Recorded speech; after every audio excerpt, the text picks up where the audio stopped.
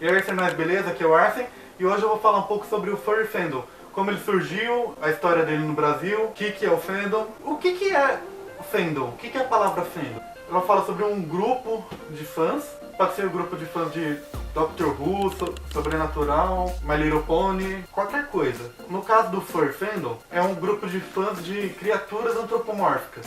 O que é uma criatura antropomórfica? É uma mistura de humano com animal. E como surgiu o Furry Fandom? Bom, criaturas antropomórficas, elas são bem comuns na cultura. No Antigo Egito, por exemplo, tem os deuses egípcios, que são criaturas antropomórficas. Também tem aquela famosa pintura dos cães jogando poker. Tem os filmes da Disney. Criaturas antropomórficas não são novidade. Mas, para começar o Furry Fandom, foi em 1968 com o Fritz the Cat, por Robert Crumb. Naquela época, criaturas antropomórficas eram consideradas infantis. Mas com o Fritz the Cat, essa situação mudou. Na história dele, ele começou a tratar sobre assuntos mais adultos, como violência, drogas.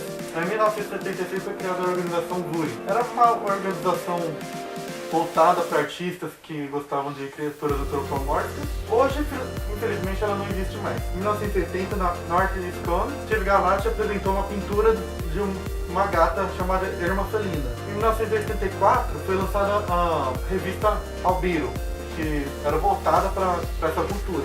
Nesse mesmo ano foi criado a Princess Kilter, por Mark Melino. Era um grupo voltado para ficção científica, não era exatamente para furry, mas esse grupo ajudou a criar festas furries no futuro. Em 1986 foi anunciado na WesternCon a primeira festa furry oficial, e foi nesse ano que o termo furry nasceu. Em 1989 foi criada a primeira convenção furry, a Conference Zero. Tem esse nome Zero porque na verdade era um ensaio, não era convenção de verdade. A primeira convenção que eles consideraram de verdade foi a Conference One em 1990. Aqui no Brasil, os furries começaram a aparecer em 1968 com a Aimoré Coelho. Ele fazia alguns desenhos furries. E no começo, os furries não se reuniam pessoalmente, eles conversavam mais pela internet. Eles usavam sites como o Fórum Furry Brasil, o Fauna Urbana, tinha também o Ten Talk Show. Mas o pessoal queria se conhecer, queria se encontrar pessoalmente. Então em 2008 foi criado o Abando, que era um acampamento. Devido a problemas financeiros, ele acabou encerrando suas atividades em 2016. Em 2014 foi criado o Furboliche e o Fur Cinema. O Furboliche é um evento furry onde o pessoal vai jogar boliche. E o Fur Cinema é um outro evento que o pessoal vai pro cinema ver alguns filmes na temática furry. Em 2017 nasceu o Ferabou. Além desses, tem outros eventos de boliche pelo Brasil inteiro. Em 2016 foi criada a Brasil Fur Fest. Ela é uma convenção de furries nos moldes das convenções americanas. Ela reúne furries do mundo inteiro. Como ser um furry? Bom, basicamente você precisa gostar de furry. Você não precisa de mais nada.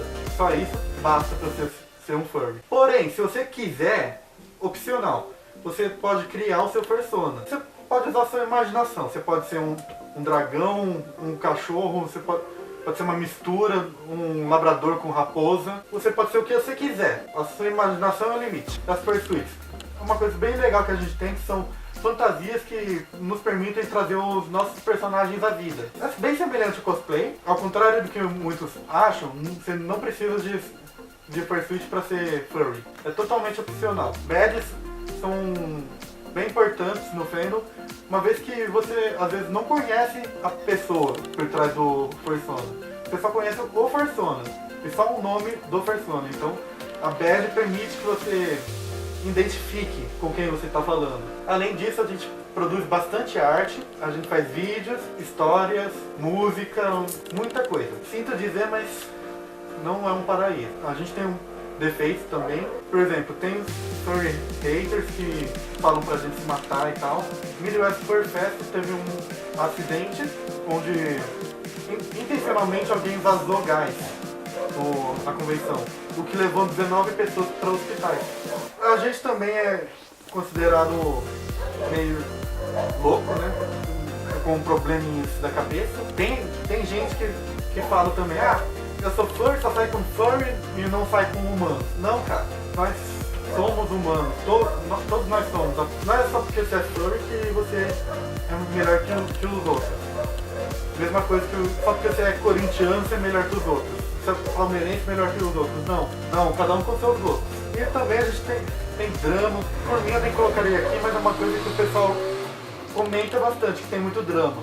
Drama desnecessário até. Na minha opinião, é um problema que tem em vários lugares, não é só no fandom. Algumas curiosidades. Em 2016, alguns refugiados sírios foram hospedados em um hotel onde acontecia a Vancouver, uma outra conversão furry. Foi bem legal, os furries ajudaram a animar os refugiados e também muitos eventos furries ajudam a arrecadar dinheiro para obras de caridade.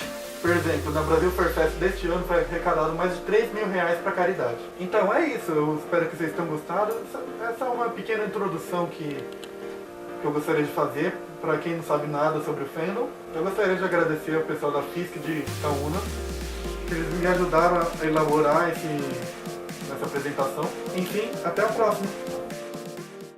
Mercenário, tem uma novidade. Se você gosta dos meus vídeos e quer contribuir com alguma quantia em dinheiro, basta acessar meu perfil no Ko-Fi.